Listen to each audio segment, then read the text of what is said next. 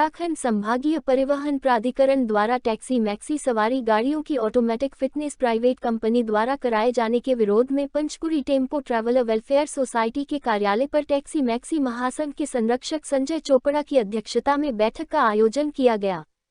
बैठक के माध्यम से मुख्यमंत्री पुष्कर सिंह धामी, परिवहन मंत्री चंदन राम दास से संयुक्त रूप से मांग की उत्तराखंड परिवहन प्राधिकरण द्वारा टैक्सी मैक्सी सवारी गाड़ियों की ऑटोमेटिक फिनिशर किए गए आदेशों को स्थगित कर उत्तराखंड के सभी ट्रांसपोर्ट की यूनियनों के प्रतिनिधियों को आमंत्रित कर जन सुनवाई के कार्यक्रम कार्यशाला आयोजित की जाए ताकि उत्तराखंड में पर्यटन उद्योग को और बढ़ावा मिल सके और सवारी गाड़ियों के ट्रांसपोर्टरों की समस्याओं के निदान के लिए योजनाएं बनाई जा सके। इस अवसर पर टैक्सी मैक्सी महासंघ के प्रदेश संरक्षक संजय चोपड़ा ने कहा, उत्तराखंड राज्य में चारधाम यात्रा के दौरान हमेशा ही आरटीओ कार्यालय के माध्यम से ही सवारी गाड़ियों की फिटनेस की जाती रही है। ऐसे में परिवहन प्राधिकरण द्वारा इस व्यवस्था को निजी हाथों में दिया जाना न्यायपूर्ण नहीं है। उन्होंने कहा कि सरकार को टैक्सी मैक्सी के व्यवसाय को बढ़ाने के लिए हरिद्वार से आगामी वर्ष 2023 की उत्तराखंड चार धाम यात्रा को हाईटेक व विकसित किए जाने के लिए टैक्सी मैक्सी सवारी गाड़ियों का संयुक्त रोटेशन बनाया जाना नितांत आवश्यक है। उन्होंने कहा, शीघ्र ही मुख्यमंत्री पुष्कर सिंह धामी से मिलकर टैक्सी मैक्सी के वाहन स्वामियों पर परिवहन प्राधिकरण द्वारा किए जा रहे शोषण के खिलाफ दिए गए तुगलकी फरमान को स्थगित किए जाने की मांग को प्रमुखता से उठाया जाएगा।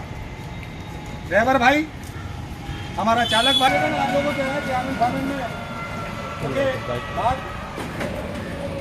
बात कहीं ना कहीं लौट के आएगी। आज मैं धन्यवाद देना चाहता हूँ भाई सुरेंद्र जी को और जयपाल जी और हमारे प्रधान। देखिए, परिवहन प्राधिकरण द्वारा अभी हाल ही के अंदर एक ऑर्डर जारी किया गया कि आने वाले दिनों में जो हमारी मैक्सी टैक्सी गाड़ियां हैं उनकी जो फिटनेस का कार्यक्रम है वो ऑटोमेटिक होगा और उसका पहले यहाँ पर रजिस्ट्रेशन कराना पड़ेगा आरटीओ में हरिद्वार में, और उसके बाद उसको जाकर जो है देहरादून जाकर जो है उसकी फिटनेस करानी पड़ेगी और वो फिटनेस भी जो है वो ऑटोमेटिक होगी और किसी प्राइवेट कंपनी के माध्यम से उसकी फिटनेस कराई जा रही है। हमारा उस पर पुरजोर विरोध है मैक्सी टैक्सी महासंघ की ओर से। मेरा पूर्णतः समर्थन है इन सभी साथियों को। इस पर जब परिवहन प्राधिकरण की बैठक हो रही थी उस दौरान हमें क्यों नहीं आमंत्रित किया गया, मैक्सी टैक्सी महासंघ के लोगों को क्यों नहीं आमंत्रित किया गया? और जितनी भी रजिस्टर्ड यूनियन है उत्तराखंड के अंदर, चाहे वो सुमो यूनियन है, चाहे वो जीप यूनियन है, चाहे वो हमारी टाटा सुमो है और इसके अलावा ये टेम्पो ट्रैवल है, तमाम यूनियनें हैं, उन यूनियनों के प्रतिनिधियों को सम्मिलित किया जाना चाहिए था। एक वर्कशॉप होनी चाहिए थी, एक कार्यशाला होनी चाहिए थी।